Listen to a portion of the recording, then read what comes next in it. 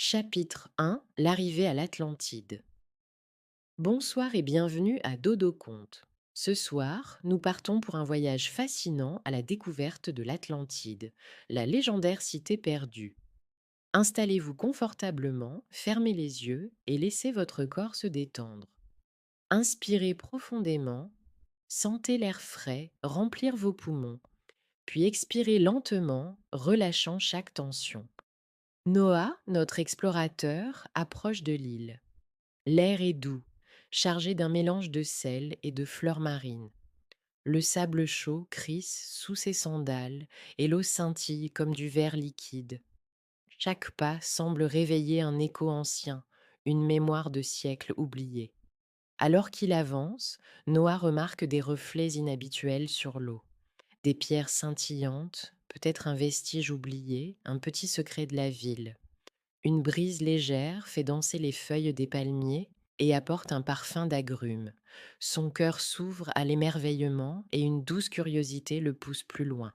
Chapitre 2: Les rues et les canaux. La ville est construite en 3 anneaux concentriques reliés par des canaux brillants. Des ponts de marbre blanc s'élèvent gracieusement et l'eau reflète 1000 nuances de bleu et d'or. Des jardins luxuriants s'étendent partout avec des fleurs colorées, des herbes parfumées et des fontaines qui murmurent doucement. Noah touche les pierres lisses des ruelles et écoute le clapotis régulier des canaux. Il aperçoit une amulette ancienne posée sur un rebord et quelques secondes plus tard, elle a disparu. Un frisson de mystère le parcourt. Était-ce un signe de la ville ou simplement le vent? Un léger souffle de brise semble lui chuchoter des secrets. Et Noah sent un mélange d'excitation et de sérénité. Chaque statue érodée, chaque mosaïque craquelée, chaque pierre semble raconter une histoire. Chapitre 3: La bibliothèque oubliée. Au centre de la cité, Noah découvre une bibliothèque oubliée, remplie de cartes anciennes et de parchemins fragiles. Certains documents montrent des rues et des passages invisibles sur les plans de la ville.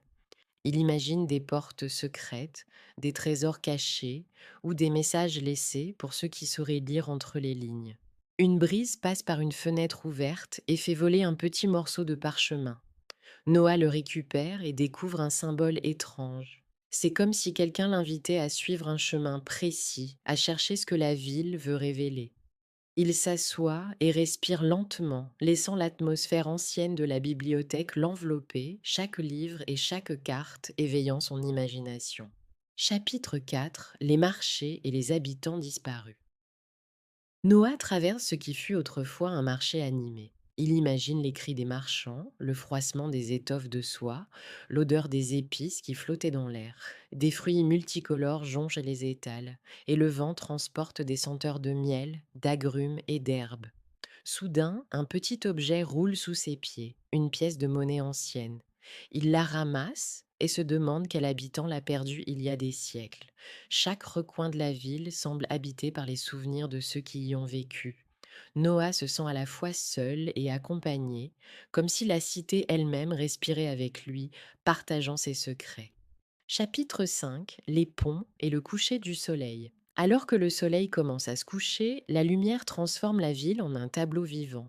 Les ponts reflètent des teintes dorées et rouges, et les canaux deviennent des rubans de lumière liquide.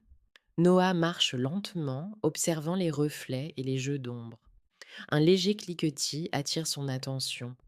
Une statuette s'est déplacée, ou est-ce l'effet de la brise? Son cœur bat un peu plus vite, mais il se sent en sécurité. Chaque instant devient un mélange de calme et de suspense, l'invitant à explorer encore plus. Chapitre 6: Les jardins secrets. Noah découvre un jardin secret, caché derrière un petit passage.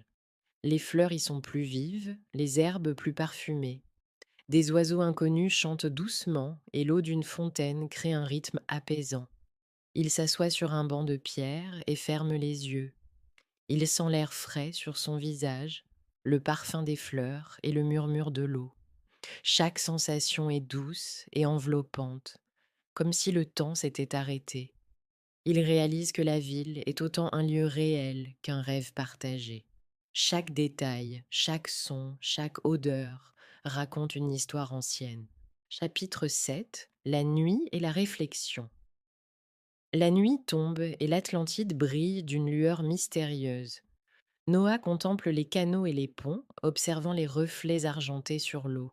Il se sent connecté à la ville, aux voyageurs, aux artisans et aux rêveurs qui l'ont parcouru avant lui.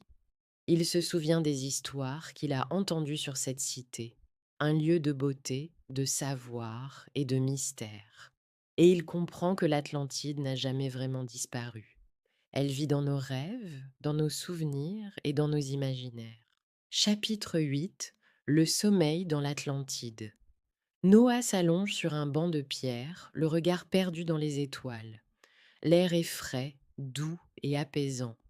Il respire profondément, laissant la sérénité de l'Atlantide l'envelopper. Vous pouvez maintenant, à votre tour, laisser cette cité mystérieuse remplir votre esprit. Laissez vos paupières se fermer doucement. Laissez chaque souffle vous guider vers un sommeil profond et réparateur. Bonne nuit.